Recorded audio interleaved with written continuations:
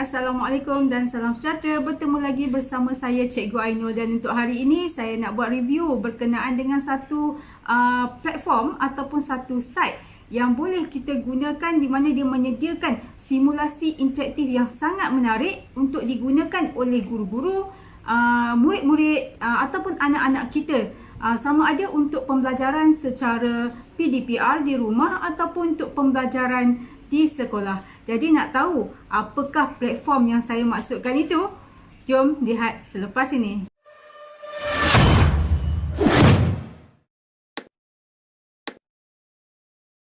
Okey, seperti mana yang telah saya maklumkan sebentar tadi, saya nak menunjukkan ataupun nak memperkenalkan kepada guru-guru dan juga murid-murid satu platform simulasi interaktif yang boleh kita gunakan dalam pengajaran dan pembelajaran untuk menjadikan PDP kita lebih berkesan. Dan platform ini sebenarnya adalah lebih khusus kepada subjek matematik dan juga sains. Okey, nak tahu apakah platform itu? Boleh lihat di paparan ini. Okey, kalau kita rujuk kepada paparan ini, inilah platformnya, iaitu PhET Interactive Simulation. Okey, di mana PhET Interactive Simulation ini disediakan oleh University of Colorado. Okey, di sini apa yang menarik, apa yang ada di dalam site PhET Interactive Simulation ini, dia sebenarnya menyediakan pelbagai simulasi interaktif. Simulasi interaktif tu apa? Kalau kita nak tahu, simulasi interaktif ni dia macam eksperimen, tetapi eksperimen dalam bentuk ICT, yang bentuk teknologi yang kita boleh explore menggunakan komputer sahaja. Okey, jadi kita lihat di sini, ini adalah paparan utama bagi PhET simulasi bagi PhET Interactive Simulation, okay, yang disediakan oleh University of Colorado. Dan kalau kita lihat di sini, dia ada simulation, teaching, yang ini untuk maklumat berkaitan PhET Interactive Simulation. Okey, boleh lihat di sinilah research yang telah mereka lakukan dan inisiatif lah. Okey, tapi apa yang kita nak fokus dekat sini adalah simulation yang ada di dalam PhET Interactive Simulation ini. Okey, jadi kalau kita perhatikan di sini, kita dapat pelbagai simulation dalam bentuk subjek. Ni dah bahagikan mengikut subjek. Kita ada fizik, chemistry, matematik, earth science, biology, dan juga ada yang prototypes ni mungkin yang barulah. Okey, jadi kita tengok dulu simulation keseluruhan. Okey, bagi simulation keseluruhan, okey, ini adalah site bagi simulation keseluruhan. Okey, kalau kita perhatikan di sebelah kiri kita ini, di sebelah kiri ini ada physics, okay, motion, sounds, wave, work. Ini maksudnya dia bahagikan dengan lebih khusus lah. Jadi mudah untuk guru-guru mencari simulation berkaitan dengan tajuk yang hendak diajar. Okay, kita ada chemistry, kita ada math, kita ada earth science, kita ada biology. Okey, jadi kita akan melihat beberapa simulation, contoh simulasi yang interaktif yang ada di dalam PhET simulation. Sebab kalau kita nak explore semua, kalau kita perhatikan di sini, kita ada 91 results. Okey, maksudnya dia ada 91 simulasi yang telah dimasukkan oleh mungkin guru-guru, okey, ataupun pensyarah-pensyarah di University of Colorado yang telah menyediakan simulasi ini. Okey, kalau kita perhatikan di sini, saya akan tunjukkan beberapa lah, tetapi boleh kita explore dulu keseluruhan. Kita boleh nampak lah, dia ada pelbagai, ada yang dalam bentuk kimia, matematik, arithmetic, atomic interaction. Okey, bagi kimia kita ada balancing, chemical equation, dan fizik pun banyak juga saya perhatikan di sini, contohnya balancing act. Okay, dan fraction pun ada untuk matematik, fraction, multiplication. Actually banyaklah sebenarnya, tetapi kita akan explore kat sini beberapa yang saya perhatikan menarik, okey, daripada semua yang menarik yang ada di sini. Okey, jadi pertama kita akan lihat dulu bagi fraction, iaitu intro fraction. Okey, yang ini adalah simulasi dia. Okey, sebelum kita lihat kepada simulasi ini, kita tengok dulu di bahagian bawah ini. Okey, untuk di bahagian bawah ini sebenarnya dia ada terangkan berkenaan dengan topik bagi simulasi ini, iaitu dia ada fraction, equivalent fraction yang mana kita akan belajar dalam simulasi ini. Murid kita boleh menggunakannya sendiri tanpa perlu pemantauan ataupun bimbingan daripada kita, kerana dia boleh merujuk terus kepada simulasi ini. Maksudnya dia akan belajar melalui inquiry penemuan. Sangat menarik sebenarnya. Okey, dan di sini dia ada sample learning goals. Okey, kita boleh explore sendirilah. Standard alignment ni based on luar negara saya rasa. Okey. Tetapi di sini kita ada juga teaching resources. Okey, di mana yang ini yang akan membantu murid kita untuk memahami bagaimana dia nak menggunakan simulasi tersebut. Okey, kalau kita perhatikan di bahagian teaching resources, dia ada teacher tips, okay, sama ada untuk kita ataupun murid kita boleh explore based on teacher tips ini yang boleh kita download. Okay, untuk teacher tips ini bagi teaching resources, kalau kita nak masuk, kita kena pastikan kita sign in dahulu. Okay, sign in free sahaja, sign in, klik sahaja pada sign in ini. Dan kita just masukkan email serta password yang tertentulah. Sangat mudah sebenarnya. Barulah kita boleh download teaching resources dekat sini. Okay? Ataupun barulah kita boleh rujuk kepada teaching resources ini. Okay, dia ada activities. Okay, activities itu adalah simulation inilah. Okay, dan di sini kita boleh lihatlah beberapa aktiviti. Ini banyak sebenarnya yang berkaitan dengan simulasi. Okey, dan kita akan terus kepada simulasi ini. Kita nak tengok macam mana simulasi itu bagaimana simulasi itu digunakan. Okey.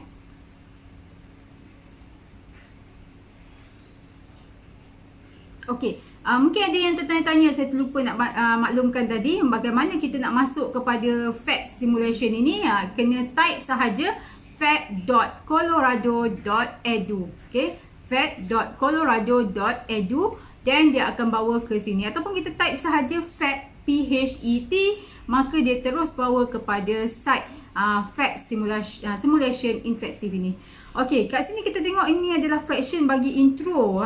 Kalau kita perhatikan, kita akan ada kat sini, kita ada di sini intro, game dan juga lab. Okey, jadi kita akan tengok dulu bahagian intro. Okey, untuk intro ini, bagaimana kita nak kenalkan, contohnya kita nak kenalkan murid dengan fraction. Ini sangat menarik sebenarnya. Okey, contohnya di sini 0/1. Okey, 0/1, so tak ada apa-apa. Bila kita naikkan 1/1, maka objek di sini pun dia akan naik. So, murid akan faham, okey, ini adalah penuh 1/1, means 1. 1/1 means 1. Okey, kalau kita naikkan lagi 1/2, maka dia akan jadi half. Okey, mungkin kita naikkan lagi 1/3, dia jadi 1 daripada 3 bahagian. Dan murid juga boleh explore dengan memasukkan sendiri. Nampak kan, kita drag sahaja masuk, maka dia akan berubah di sini. Maka murid dia boleh faham, okey, dari segi simulasi ini, di mana kat sini dia boleh nampak, okey, ada 3 bahagian dan 2 bahagian adalah berwarna, dan ini adalah 2/3. Dia boleh buat sendiri. Okey, murid kita boleh explore sendiri untuk lebih memahami berkaitan dengan fraction, ataupun kita memberikan arahan kepada murid. Contohnya, okey, katakan dekat sini dia ada pelbagai sebenarnya. Dia bukan setakat yang warna hijau ni saja. Dia ada bentuk macam ini, okey, 2/3. Mungkin kita boleh tambah lagi, jadikan 4/4, 2/4. Okey, cikgu nak 3/4 contohnya. So, murid akan masukkan menjadikan 3 bahagian. So, ini adalah 3/4. Okey, dan kita boleh tambah lagi kepada 2. Kalau kita nak tambah lah. Okey, jadi kita boleh masukkan lagi, katakan sini 5 bahagian, tambah lagi, macam itulah. 6/5.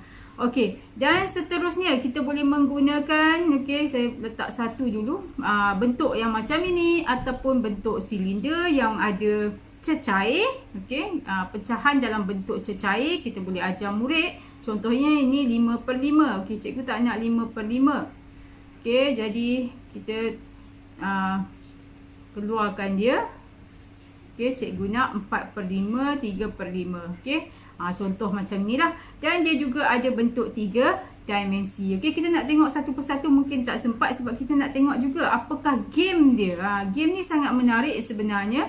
Okey, contohnya bagi level 1, kita boleh minta murid tu main sendiri game ini.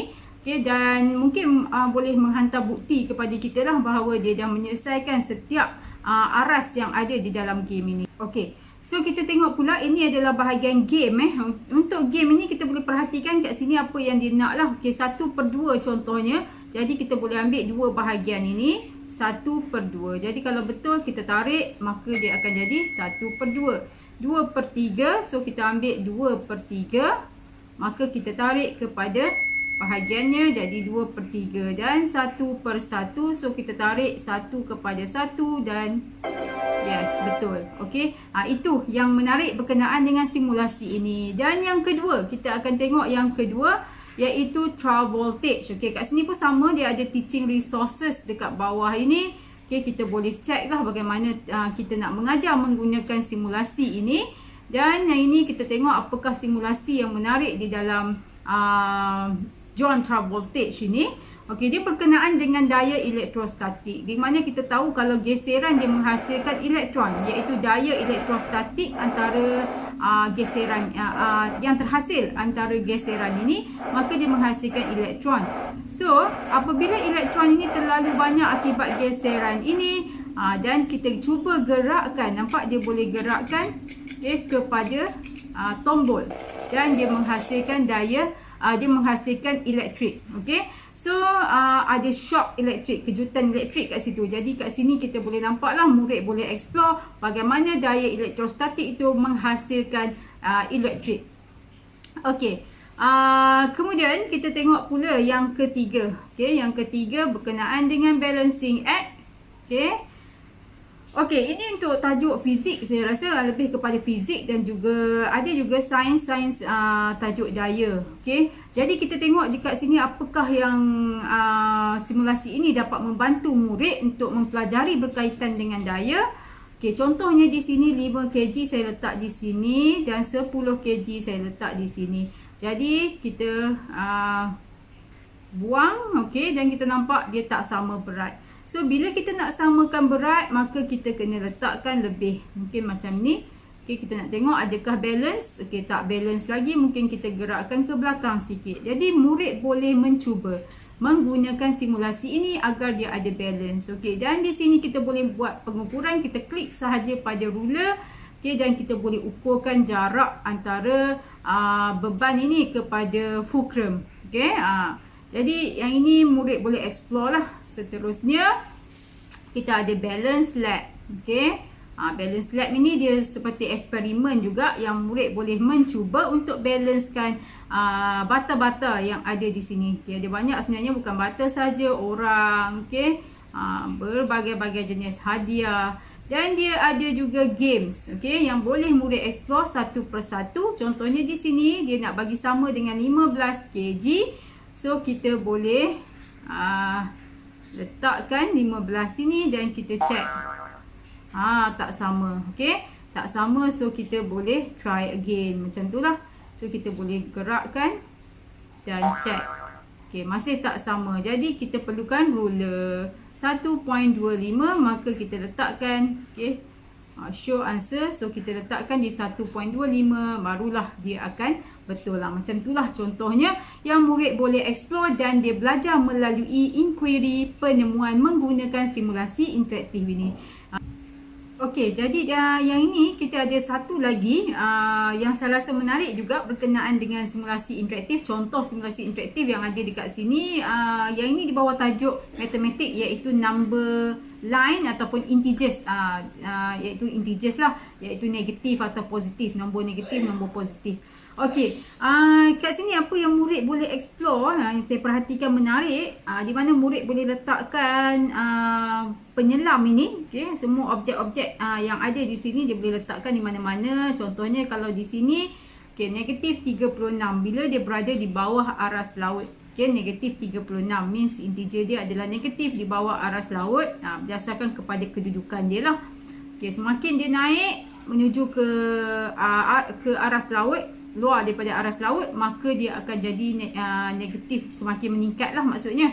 Okey, dan di sini juga kita boleh letakkan dia di atas atas aras laut, terbang, maka dia punya integernya akan menjadi positif. Di mana kalau kita perhatikan di sini 61 kedudukannya, iaitu lebih besar daripada kosong, maka dia adalah integer positif. Dan di sini kita boleh masukkan juga objek lain, contohnya penguin, okey, dan juga ikan. Dan bila ikan ni naik, dia boleh terbang.